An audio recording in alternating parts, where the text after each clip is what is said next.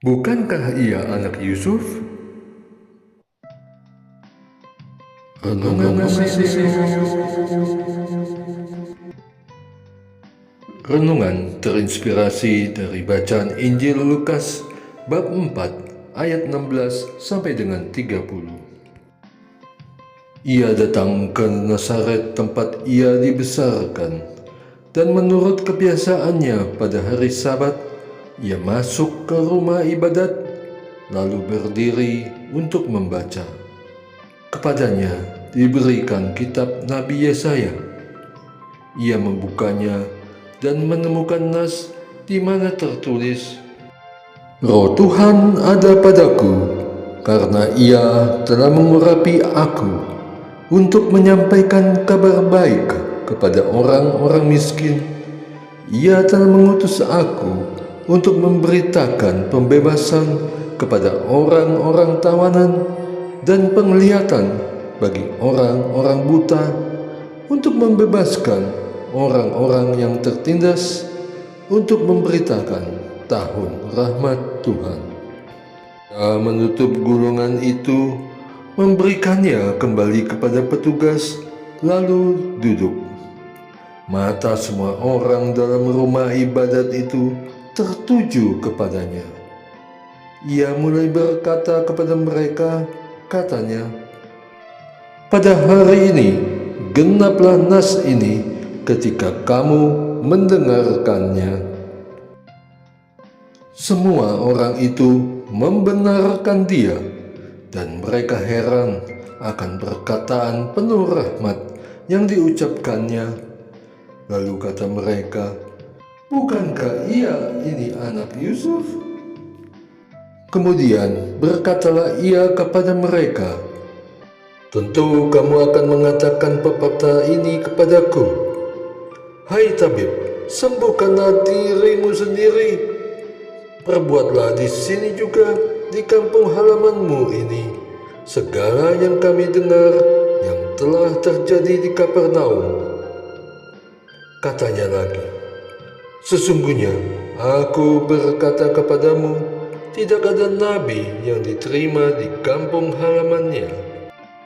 Aku berkata kepadamu, dan kataku ini benar, pada zaman Elia terdapat banyak janda di Israel, ketika langit tertutup selama 3 tahun dan 6 bulan, dan ketika kelaparan yang dahsyat menimpa seluruh negeri.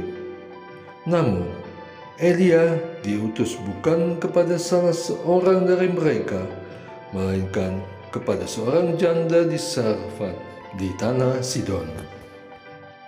Pada zaman Nabi Elisa, banyak penderita sakit kulit menular di Israel, dan tidak ada seorang pun dari mereka yang ditahirkan selain Naaman, orang Syria itu.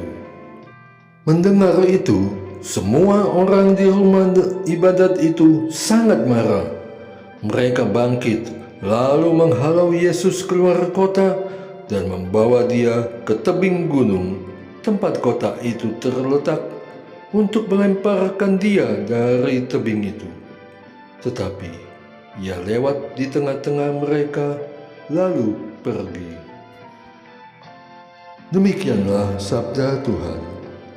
Terpujilah Kristus. Semua orang itu membenarkan dia, dan mereka heran akan perkataan penuh rahmat yang diucapkannya. Lalu kata mereka, "Bukankah ia ini anak Yusuf?" Lukas bab 4 ayat 22. Mendengar sabda yang penuh kuasa, penuh rahmat, aku pun kagum dan mengucapkan amin. Tapi ketika aku mendengar orang lain mempertanyakan asal-usul Yesus, aku jadi heran kenapa mereka tidak sepenuhnya percaya akan keberadaannya.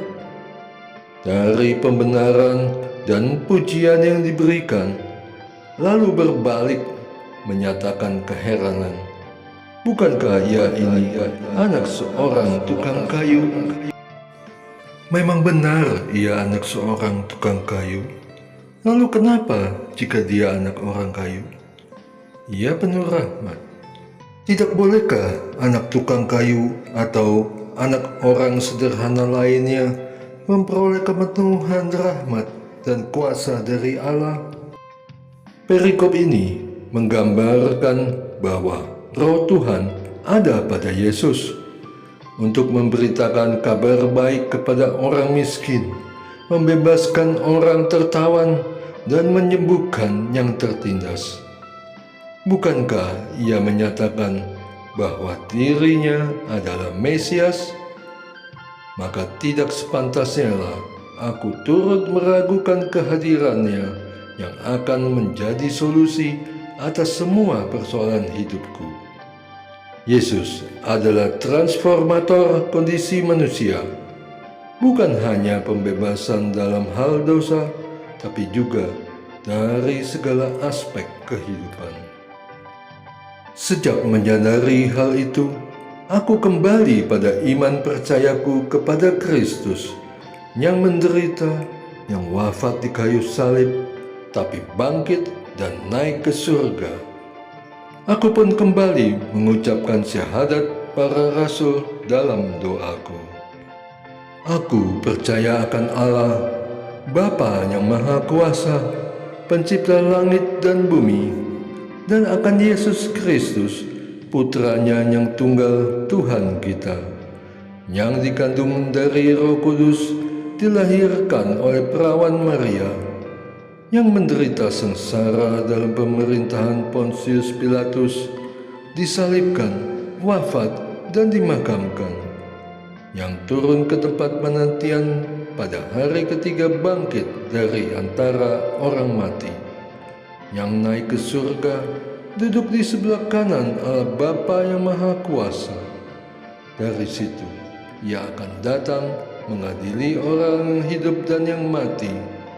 Aku percaya akan Roh Kudus, Gereja Katolik yang kudus, persekutuan para kudus, pengampunan dosa, kebangkitan badan, kehidupan kekal. Amin. Et Mayor.